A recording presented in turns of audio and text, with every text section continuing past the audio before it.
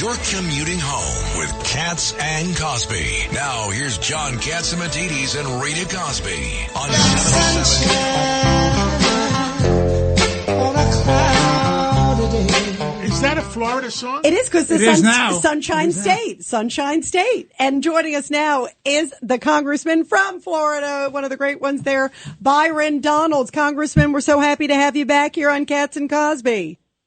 Listen, it's my pleasure to be on. How you guys doing? Well, the sun goes down awfully early. We miss. We're jealous. We're jealous. Tell us. Don't be too jealous. It's getting dark here too right now. My wife's upset. She wants more sunshine. So maybe we got to do something about daylight savings. I think it's about time. I agree. I think you're right. I think it's about time, and just have the same time year round, and whatever it is, it is. I agree. What's going on in Florida there? There's a lot of shell pieces, Congressman. We were just seeing Jimmy Petronas, of course, the chief financial officer there. I assume you know him there. There's rumors that he might maybe try to go for the Gates seat, for the Matt Gates seat, and Trump apparently has been very supportive of him. Where do you see all the pieces? Because then, of course, there'll be a Senate seat open with Rubio too. Yeah, look, it's what's happening is down here we've been saying for quite some time we need to make America Florida. And it looks like that's what President Trump is doing. So many picks coming out of Florida. And look, we in our view, we're the best state in the country. We do this right. That's why more people are coming to Florida than any other state in the country. A lot of them leaving New York for obvious reasons, not just the weather, but the entire climate is great. Business climate, school climate, political climate. People are allowed to live their life and live it to the fullest here in Florida. And so the president is taking advantage of the talent we have here, bringing them to the nation's capital so we can get America on track the way Florida's been for a very long time. Byron, this is Pete King. Just to let the listeners know, you're also one of those people who left New York. Yeah, I did, man. I left right after high school. I went to college in Tallahassee. I went to FAMU first, and I went to Florida State, graduated from Florida State.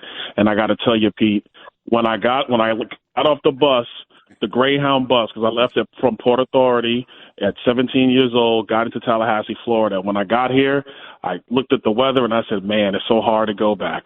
And I just never did. Even in July and August? You really need to be back here, but I guess you made the right decision. In July and August, in the city, the 3H days, hot, hazy, humid, it gets hot. At least we have ocean breeze down here. So tell us what else is going on. Well, right now, we're getting focused on, in the House anyway, of getting the president's agenda done. I know all the talk has been about the cabinet picks. The president has made phenomenal picks for the cabinet because they all have one mission in mind, and that's to make the country great again, and he's going to do that. He has a mandate to do it, and he's going to see it through. In Congress, our job is making sure we have all the language set up so that we're ready to go, get these bills voted on, get them to the president's desk as soon as possible. So I know when I get back to D.C., there's several meetings that are going to be happening around getting the agenda actually written and accomplished so it's prepared to pass both chambers of Congress. The way we're looking at it, we don't have 4 years under President Trump. We have 1 year to actually put real wins on the board, get real changes for the American people so we can demonstrate what are the changes that President Trump led on, that he made, that we followed through to make sure it got done. And then hopefully the people continue to trust us with majorities in the House and in the Senate. Well, and Congressman Byron Donalds, you were by the president's side so much during the campaign trail, rumored also on that short list for VP. They love you in the party and across the country. I want to ask your thoughts on how big of a fight it's going to be ahead with Democrats, because there are a lot of Democrats, even within on this mass deportation. We've been talking about it. There's been it's like a battle royale. It seems like every day we're hearing from another leader who says, oh, no, don't come into my community. How big of a fight is that going to be in Congress, too? It's going to be a fight, but at the end of the day, I think that what's going to happen is, number one, we need states and cities to follow the law. And current law, the way federal law is set up, you're not allowed to issue sanctuary status.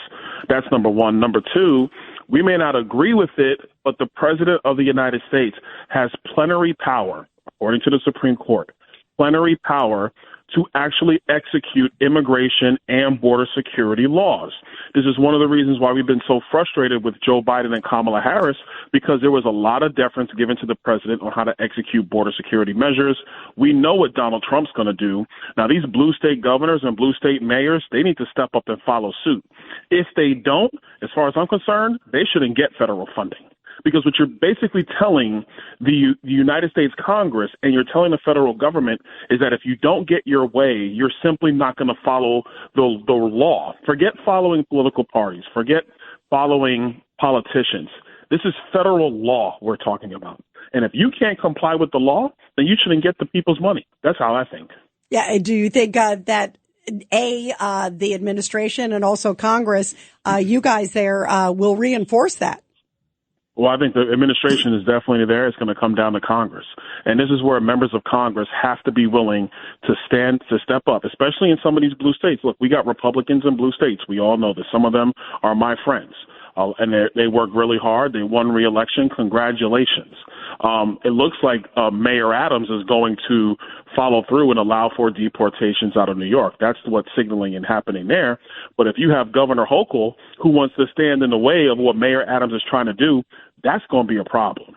And so I think that, you have to use every tool in the toolbox in order to make sure that we get people out of our country. That's what the American people wanted. Our colleagues who are in blue states, they're going to have to step up on this instance and make sure that these deportation proceedings happen. We have 3 new members out of Colorado. Colorado's obviously a blue state. So you have the Denver mayor saying he won't comply. You have the governor of Colorado saying he won't comply. Well, we have 3 members of the congressional delegation that are Republican. So how's that going to play out? I already know one of them. And the governor from Arizona. The governor from Arizona refuses to, get rid of the migrants, the ones, even criminals. Yeah. And so for people in these states, elections do have consequences. And I think that we need to do everything we can do, make sure that we are starting the deportation process immediately. Tom Homan's going to do that. Yep. President Trump definitely is going to order that. And then what's going to happen in these states, people are going to see. And so, New York was trending more red this year. It didn't go red, but it was trending more red. New Jersey trending more red. Arizona trending more red. And so it's going to be incumbent upon citizens in these states to tell their leaders at the ballot box one more time that they mean business. Yeah. So job one, supporting President Trump's agenda. He has a mandate. After that, if we have to go through another election cycle to demonstrate that the people are serious and they're not kidding, then so be it. Yeah, absolutely. Well, Congressman, thank you so much for joining us and fighting the good fight. Come back again soon. Of course, anytime, guys. Thank you so much.